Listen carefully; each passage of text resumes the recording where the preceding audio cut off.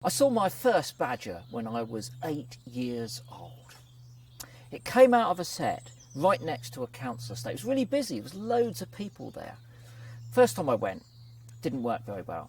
I put an old tent covered in bracken about this far from the hole. Needless to say, the badgers didn't come out. They either saw me or they smelled me. But the next time I went, I climbed up a tree, and after quite a long wait, one of the little badgers came out. I just saw its nose. I can see it now in my mind, coming out of that set where the bluebells grew.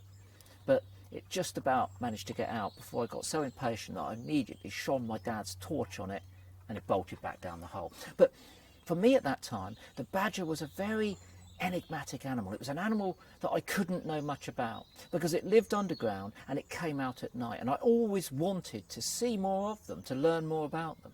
So when I was 16, I started studying badgers, 3 groups of badgers quite close to my home.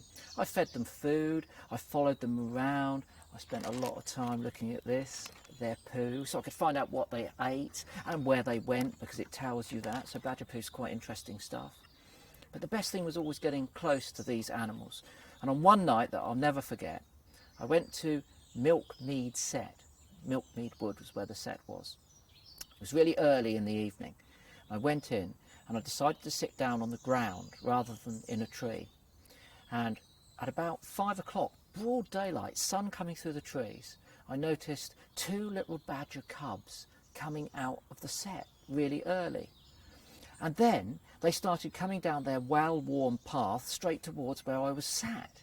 And I sort of thought, this is going to be a disaster because they'll smell me and bolt back to the set, down the hole, and I won't get good views of badgers at all that evening. But they just kept coming.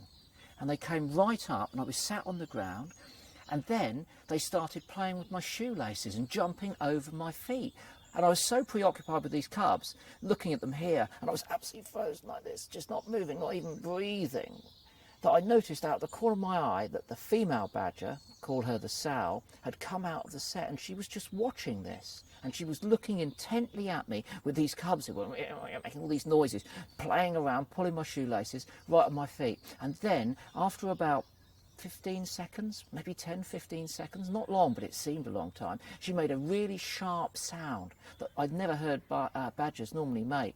And instantaneously, the 2 cubs left my feet, scarpered along the track and bolted down the hole with her. And that was the last I saw of them all night. But it was one of the best encounters. Wild badgers playing with your shoelaces.